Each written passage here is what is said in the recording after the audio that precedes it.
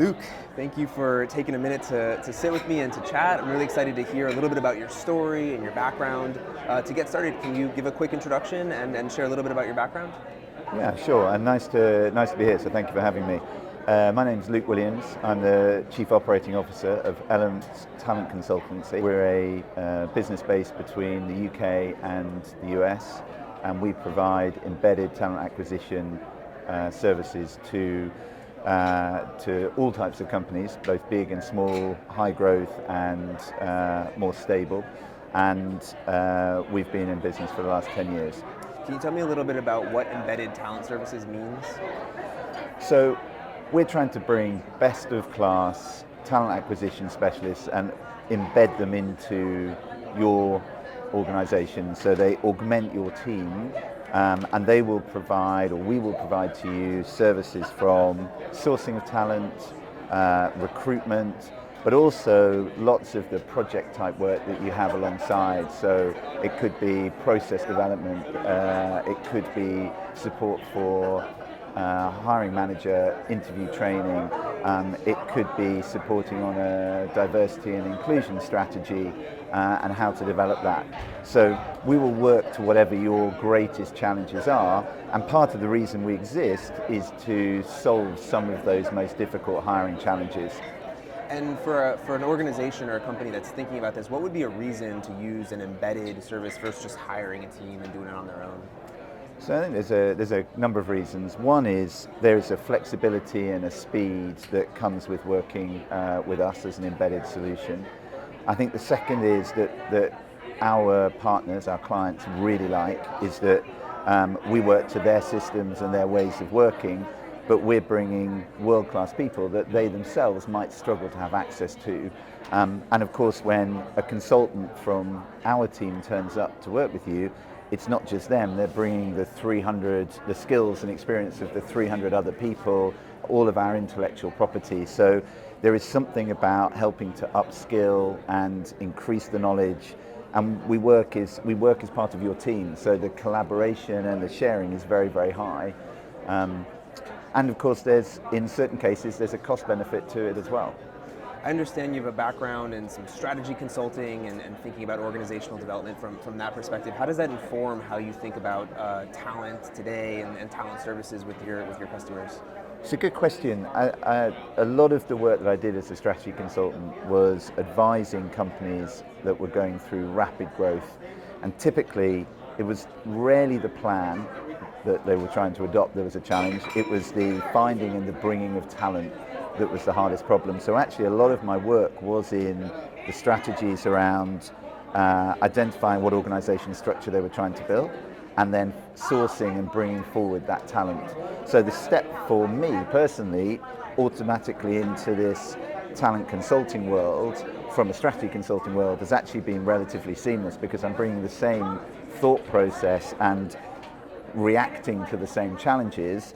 The difference being that rather than advising clients, we're actually doing it. So the world I live in now is all about execution and helping our partners solve those problems, but by being in the trenches alongside them and doing it with them. We're here at TA Week right now. I'm struck by the number of vendors and solutions, data services, all of these types of things that companies can employ. What are some best-in-class practices that companies can be thinking about around their approach to talent acquisition today in 2023? I think that's a really good and a really broad question, and to be honest, I've had my eyes opened a little bit by being here as well.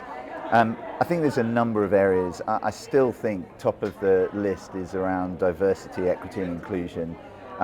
There is some technology support for that, which I've seen, we've probably both seen some of, but in the main it's where talent acquisition can play a role is actually moving the company to understand the benefits of a diverse candidate pool and diverse hires, alongside making those changes in the organisation around equity and inclusion.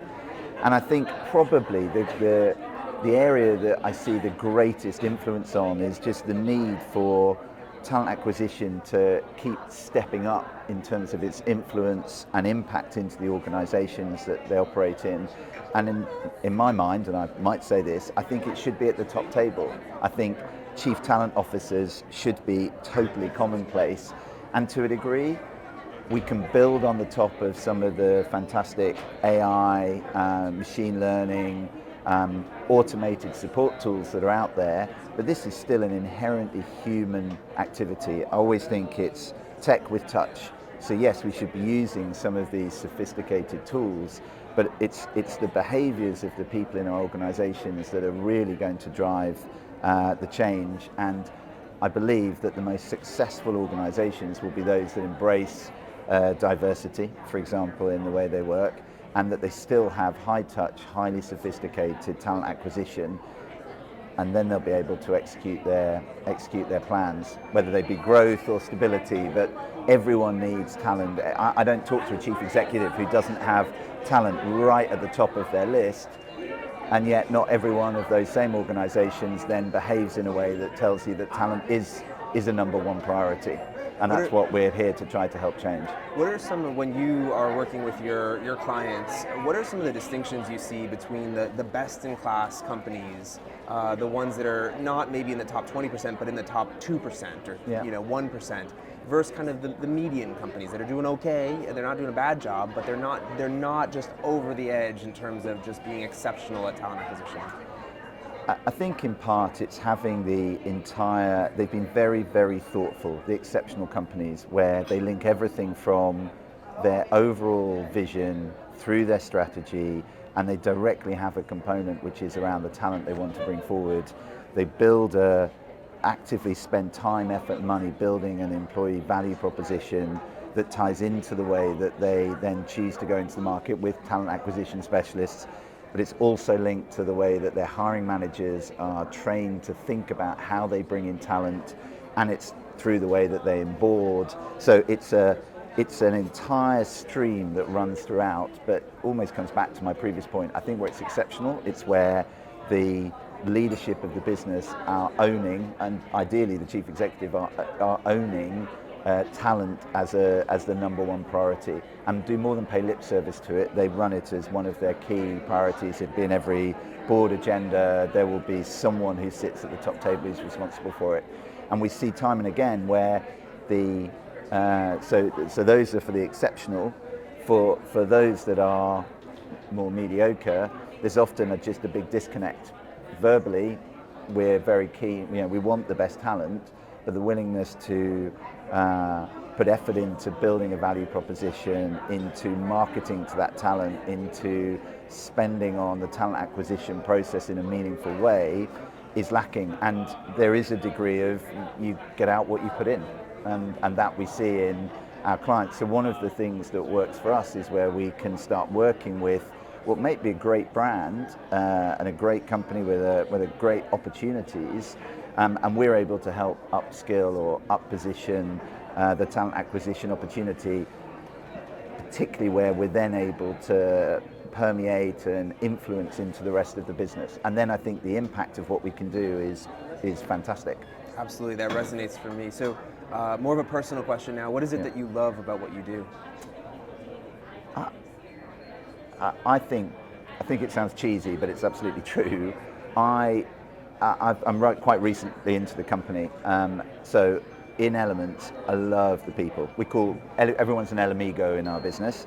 I love the Elamigos. I've been astounded by just the quality of the people, the passion for doing the right thing for our partners, for our clients, and for their belief in talent acquisition being important. And I think for me, it gives me a lot of energy, and I'm enthused.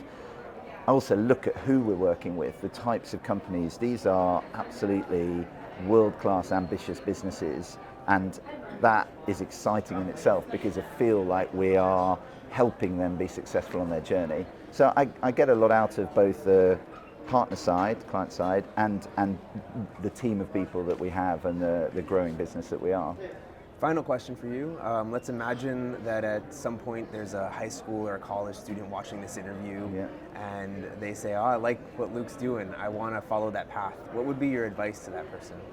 Well, actually, so I've got kids who are that sort of age. So, and they have asked me. I think you have to know yourself, and you have to be authentic as to what genuinely drives your own interests and we spend a lot of time at work, so you have to be really interested about what it is you're spending your time doing.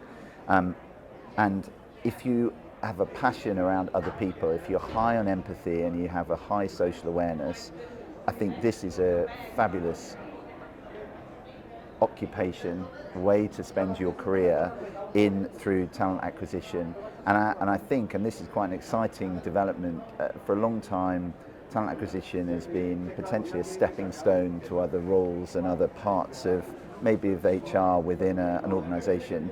There's a real sense of a coming of age of talent acquisition where it is sitting at the top table as its own and on its own right, and that is that presents a great opportunity for people coming into it now, coming out of high school, graduating, and their ability to genuinely influence while keeping all of those things that are true to them with regard to their desire to be working with people and to use their superpower of empathy and social awareness. And this is a great opportunity and definitely something I would recommend that people pursue. Well, look, I couldn't agree more. So thank you for taking a minute to chat with me. I really appreciate it. Very good. And I'm looking forward to seeing you around the event. Excellent. Thank you very much.